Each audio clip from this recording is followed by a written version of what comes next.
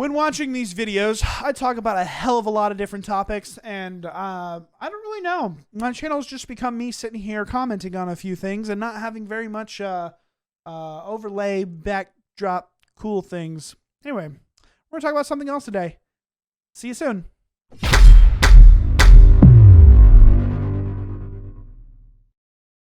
All right, so I decided to talk about the different platforms for streaming.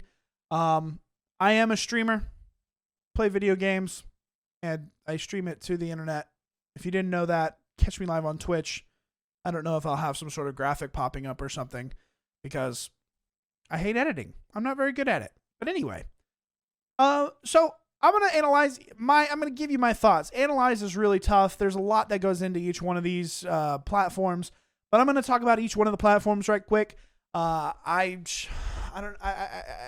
just going to start with the big one and then go from there. I don't know why I'm stuttering so much. There's nobody here. Shouldn't be scared. I'm talking to a lens on a camera. So I'm going to start with Twitch. Twitch is your biggest platform. I think it's also the most complete platform. I think it's the most complete platform, but it definitely has some fallacies. If you're a streamer, if you're not a streamer, you should probably just take your time and do something else. If you're watching this just for the sake of watching it, I absolutely appreciate it. You should give me a thumbs because I'm giving you a thumbs. You know what I'm saying? Tit for tat. So Twitch. Twitch is probably one of the most complete platforms. Stable connection with servers and stuff like that. So I enjoy that. They do a very good job of giving a solid platform experience, rewarding chat for different things. They not only cater to both the streamer, but also the viewer. There is a very big drawback, though. The platform is set up without any kind of discoverability. There's not a good way to make short clips or any kind of interesting content that people could be able to discover you on. The only way to discover is to go into a category, search for random people that you don't know who they are or anything. You don't have any clue of what their content is like. Click on their stream, and then in that 5 seconds, that streamer has to do something in order to keep your attention. I hate that. I absolutely hate that. There is no discoverability. I think I've heard this from Harris Heller and Alpha Gaming, which, props to them. Very smart, intuitive idea, and I'm running with it as if it's my own because guess what? I'm stealing stuff. How dare you, football?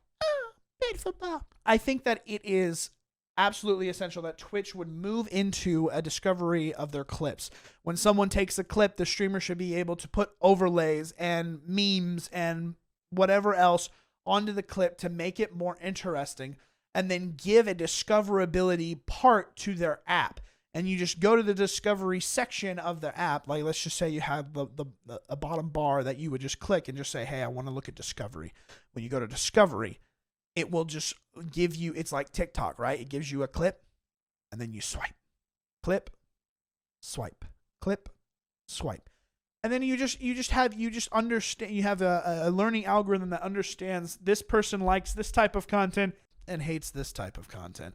You can even have tags and stuff placed on the clips so that you have, funny comedy, serious, wow moments, opinion pieces, blah, blah, blah, blah, blah, blah, blah, blah, blah, so on and so forth. I think that you could make something very, very special there. I am by no means taking responsibility. I'm not taking credit for it. Alpha Gaming, Harris Heller came up with it. And I think they made it an absolutely stellar idea that Twitch should take seriously. So moving on. It's taking a really long time. YouTube Gaming. I think that YouTube Gaming will surpass and ultimately become the ultimate streaming platform if they update their user interface. There is zero way to find live content on YouTube Gaming. If you are searching for live content, it is riddled everywhere with non-live content that or VOD or video, whatever you want to call it, that is talking about live. So like this video might be within the search that someone's trying to find for live content. They need to have a hub. They need to have a section of YouTube that is strictly live feeds. You have a multitude of live feeds, all the different categories. That is a section of YouTube. When you go to YouTube Gaming, you don't get gaming videos and YouTube. You get gaming live. Like there is a section straight for it, and these are all the different live feeds.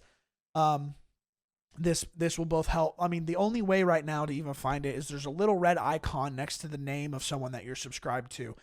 That's the only way to know that someone's live. It doesn't pop up in your feed or on the home page, or at least very rarely. I think I might have seen one or two to actually get discovered, but that discoverability is just a low tick on the totem pole. But people love to stay on the platform, and so if you can get that live gaming to them in a more opportunistic area, and then make your user interface for live content a little bit cleaner, I think that you have a very strong platform that will undoubtedly, because they have discoverability and they have the VODs. I think it will eventually surpass everything, but they need to do a little bit of work to make it happen. Does have the option to have the membership join type stuff, throwing in super chat.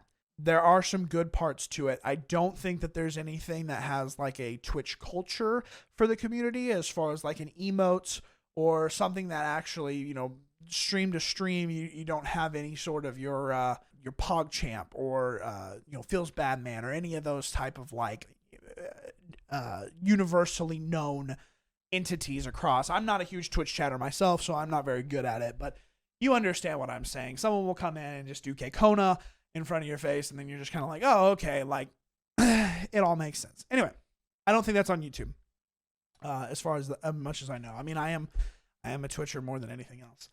Moving on, Mixer. I'm just going to dabble, just do a little bit of sprinkle for the Mixer platform. The few times that I've been on Mixer, they have a decent discoverability, not discoverability, they have a decent user interface for their platform. There is not really any discoverability. I know that there's this thing called the hype zone where people who are doing good in a game get thrown into the middle of the hype zone to generate a little bit of, hey, this person's new, and throw to a wide-ranging audience new content for the platform. I think that there are positives and negatives to that. As far as I'm not sure if a streamer will actually see an influx in views really weird while you're in the hype zone, and then, delve out of that right after. But if you're trying to determine whether or not you're growing, to throw those mixes into the change or into your streaming, it could just be a little harder to understand where exactly you're at, because your numbers get fluctuated a little bit. That's not to say anything about whether or not that's good or bad. I mean, it is good that they are trying to get their streamers out in front of new people. I'm just trying to think of analytically, if you're trying to say what's my influence like, and then you have an outlying that's actually boosting your number a little bit higher than what it is. Your influence isn't there, but you're trying to convince other people that it is there, but it's not really. Because anyway, next part about Mixer, their chat. I don't know what the heck is going on in your chat. The one or two times that I've gone to really, really big people, as far as like King Cathalion, Ninja, Shroud, any of those guys, there is stuff flying around the screen. At least the last time that I was there, there's stuff flying around the screen, over the top of the stream, up and down chat. You can't read chat all the time. There's just it just seems like, ooh, shiny, ooh, look at that, oh, blah, blah. And it's like, I'm not even able to watch the stream of the content that the content creator is making, because this little box is flying across, like this little minion is carrying this box across the screen, or like this balloon is taking this other box somewhere. And so I got very inundated with, I don't know. I just don't know what it was. And it was really confusing to me. And so I was like, I want to watch the content, but I can't see the content. And maybe there's a way to turn it off. I'm not exactly sure. But as far as user interface, I think they do a decent job of getting stuff out there for the users to be entertained with, hey, if I put in this $5 tip, a little box flies across the screen and it's me or something. But it's like the web page and not the actual stream itself. I'm not really sure what to think about it. The thing that I do know is there is very little discoverability, if any at all. I know that I talked about the hype zone, but it's just like Twitch. There is not something that where you can just, like, you have to, it's just like a luck game, right? For the hype zone type thing. And it's not very, it's not reliable. It's not good to have any kind of discoverability there. So even though you make your game really, or your content really, really good as far as graphics and you wouldn't be able to have an actual outlet of discoverability. So now I'm going to go to the fourth one that is relatively decent. That's Facebook gaming. There are many. I've had multiple videos on Facebook gaming, and so you can kind of get my thoughts over there. I'm going to go with a positive spin right now. The best part, you can create the greatest quality that you can with Facebook. Like it allows you to have a great quality stream. They do a fantastic, because how the platform is set up, they do a fantastic job of discoverability.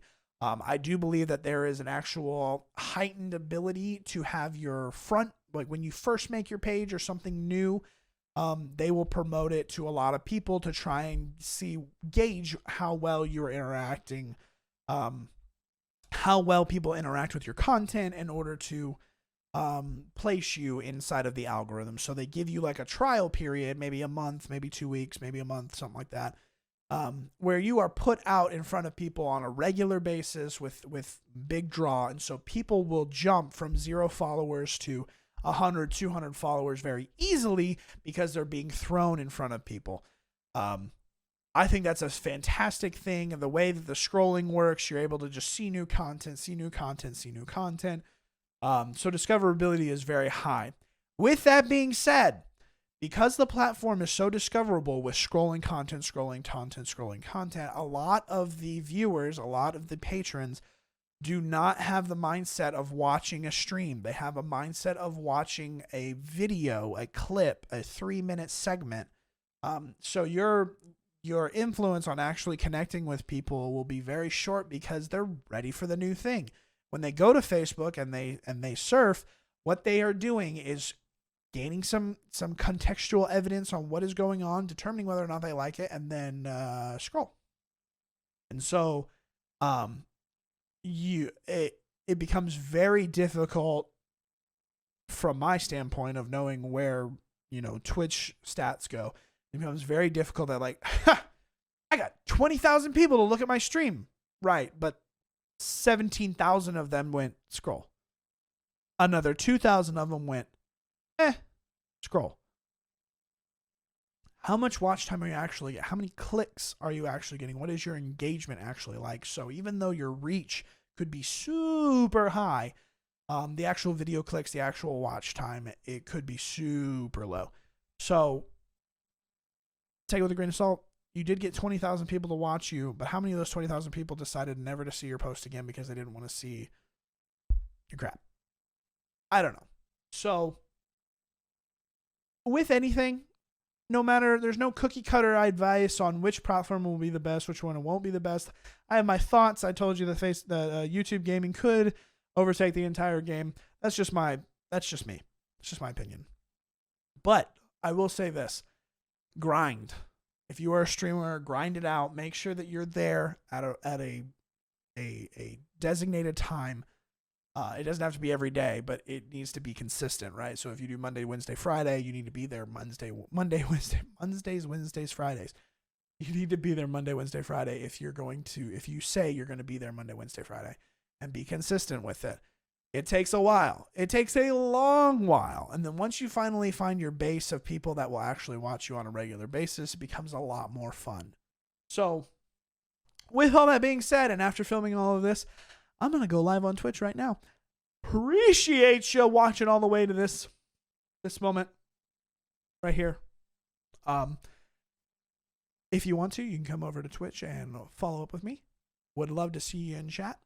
Hope you have a wonderful day. And as always, I don't know. What do I always add? I don't have an as always. Enjoy your freaking day. I'm out. See you later.